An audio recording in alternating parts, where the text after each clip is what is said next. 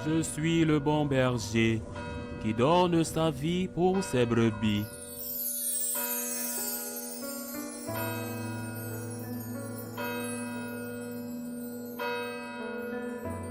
À ce moment-là, les disciples s'approchèrent de Jésus et lui dirent, « Qui donc est le plus grand dans le royaume des cieux ?» Alors, Jésus appela un petit enfant, il le plaça au milieu d'eux et il déclara, « Amen, je vous le dis, si vous ne changez pas pour devenir comme les enfants, vous n'entrerez pas dans le royaume des cieux. Mais celui qui se fera petit comme cet enfant, celui-là est le plus grand dans le royaume des cieux. Et celui qui accueille un enfant comme celui-ci en mon nom, il m'accueille moi. Gardez-vous de mépriser un seul de ces petits, car je vous le dis, les anges dans les cieux voient sans cesse la face de mon Père qui est aux cieux. Quel est votre avis?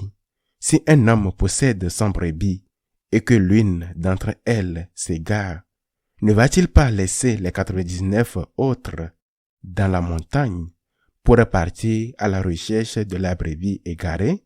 Et s'il arrive à la retrouver, Amen, je vous le dis, il se réjouit pour elle plus que pour les 99 qui ne se sont pas égarés. Ainsi, votre Père qui est aux cieux ne veut pas qu'un seul de ces petits soit perdu. Acclamons la parole de Dieu. L'Église célèbre aujourd'hui la mémoire et pour nous les franciscains, la fête de Sainte Claire d'Assise, la fidèle compagne de Saint François. Il y a quelques jours, j'ai lu une interview d'un moine christessien, je crois, qui était responsable de la formation dans son monastère. Il s'adressait à d'autres formateurs, à d'autres maîtres des novices et des postulants de différents monastères européens et leur disait, lorsqu'un jeune homme souhaite entrer au monastère, vous devez lui demander ce qu'il cherche. S'il vous dit qu'il cherche la paix, la tranquillité, ne l'admettez pas. S'il vous dit qu'il cherche une célébration liturgique solennelle, sérieuse, ne l'admettez pas. S'il vous dit qu'il cherche le plaisir d'un chant merveilleux comme les chants grégoriens, ne l'admettez pas. Et cela surprenait sans doute de plus en plus les auditeurs. En revanche, s'il vous dit qu'il vient au monastère pour chercher Dieu, alors oui, il a sa place. Vous devez l'admettre. J'ai immédiatement pensé à Sainte Claire. Elle avait 11 ans de moins que Saint François lorsque Saint François met en scène le dépouillement de ses vêtements devant l'évêque à la demande de son père pour renoncer à son héritage. Sainte Claire le regarde, l'observe. Elle était adolescente, lui un jeune homme. Elle est impressionnée car lui, fils d'un riche marchand, n'avait pas de titre de noblesse. Elle, si. Elle était issue de la famille Soffreduti, l'une des familles nobles d'Assise et de toute la région de l'Ombrie. Elle avait devant elle un avenir splendide, merveilleux. D'ici peu, elle aurait sûrement être fiancée car elle était déjà adolescente et c'était la coutume de l'époque. Elle est très impressionnée. Puis, lorsqu'elle le voit mendier auprès de celui qui avait été le roi de la fête à Assise, lorsqu'elle le voit demander des pierres pour reconstruire Saint-Damien, ce geste de pauvreté l'a touché profondément au cœur. Elle commence à nouer une relation spirituelle avec Saint François et un jour, elle s'enfuit de chez elle pendant la nuit. Elle quitte la maison par la porte des morts, une porte que l'on trouvait dans les maisons d'assises qui étaient généralement murées ou encombrées de bric-à-brac à l'intérieur pour empêcher qu'on y pénètre, mais qui étaient dégagées lorsqu'un cadavre se trouvait dans la maison.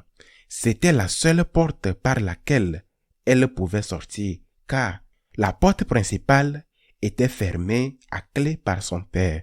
Accompagnée d'une servante, elle part au milieu de la nuit vers la vallée où vivait déjà Saint François, là pour son culte avec quelques compagnons. Lorsque Saint François la vit, il lui posa cette question que selon ce maître christocien, il faut poser à tout postulant qui arrive dans un couvent ou à un monastère. Je pense que, par extension, elle devrait également être posée dans un séminaire diocésain. Qu'es-tu venu chercher? Sainte Claire, qui fut la fille spirituelle la plus fidèle de Saint François, Sainte Claire, qui, lorsque la division s'est manifestée chez les franciscains au sujet de la pauvreté, a demandé au pape une bulle par laquelle elle, les claristes, devaient toujours vivre dans la pauvreté. Sainte Claire, qui a passé sa vie dans un couvent cloîtré, Sainte Claire n'a jamais dit « Je suis venu chercher la pauvreté, je suis venu chercher le silence ».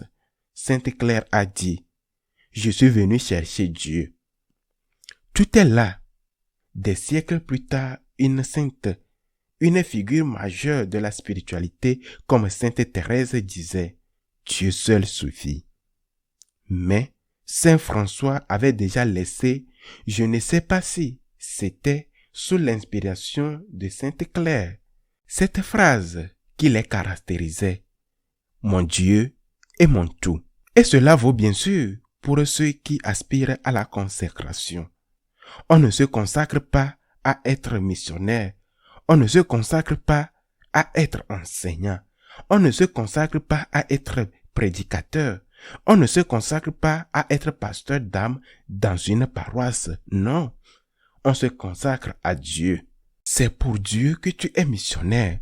C'est pour Dieu que tu travailles dans une paroisse, que tu enseignes dans une école ou que tu passes à la télévision. C'est pour Dieu. Et quand on ne comprend pas cela, quand Dieu n'est pas tout, quand Dieu ne suffit pas, c'est qu'il n'y a pas de véritable vocation. Je le répète, cela vaut bien sûr pour les religieux, mais cela vaut aussi pour les laïcs. Tu es capable de faire l'expérience de Dieu comme le summum auquel tu aspires. Lorsque tu recherches la messe traditionnelle ou la nouvelle messe bien célébrée, que recherches-tu? Une expérience éthique?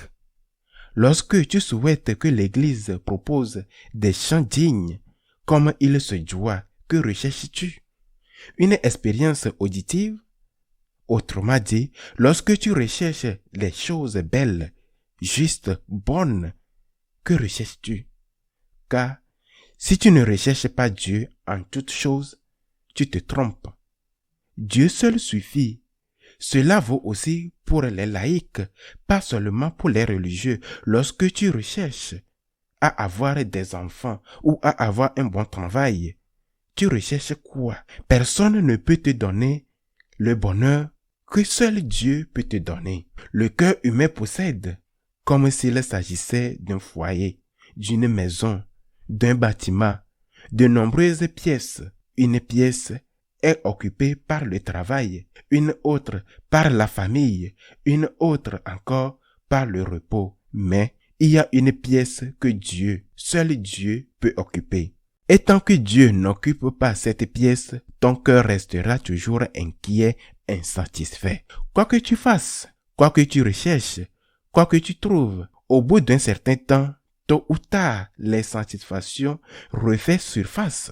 Et ce qui te comblait auparavant ne te comblera plus autant. Pendant un certain temps, tu as eu l'impression d'avoir enfin trouvé. Puis l'insatisfaction est revenue, car seul Dieu suffit. Seul Dieu, Dieu seul, lui seul suffit. Pour nous tous peut-être, il doit être le tout de la vie. Que cherches-tu quand tu vas à la messe? Pas l'éthique, pas le plaisir auditif, tu cherches Dieu.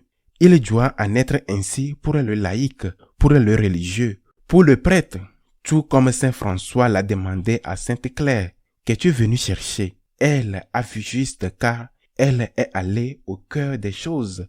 Je suis venu chercher Dieu. Quoi que tu fasses, quoi que tu cherches, quoi que tu trouves, au bout d'un certain temps, tôt ou tard, l'insatisfaction refait surface. Et ce qui te comblait auparavant ne te comblera plus autant. Mais la vraie satisfaction se trouve en Dieu. Dieu seul suffit. Sainte Claire l'a bien dit. Je suis venu chercher Dieu. Qu'il en soit ainsi.